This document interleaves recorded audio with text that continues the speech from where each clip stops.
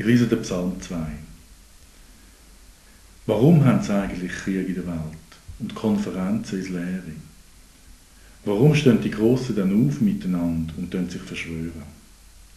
Gegen ihn und gegen seinen Messias. Sie sagen, jetzt sprengen wir die Fesseln und brechen die Beziehungen ab zu ihm. Aber er wohnt im Himmel. Ihm macht das keinen Eindruck. Er lacht nur drüber. Mein Gott zuckt die Achseln dagegen. Auf einmal aber fährt er sie an und jagt einen Schreck in die Glieder.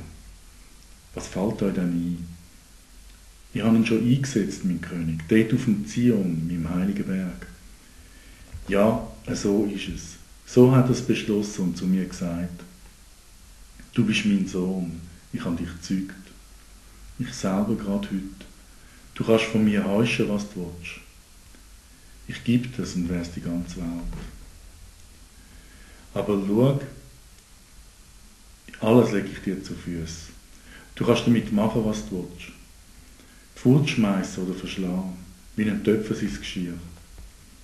Und jetzt, die Grossen, werdet vernünftig. Ihr Richter auf Erden, nehmt euch zusammen. Steht lieber ihm bei mit eurem Leben.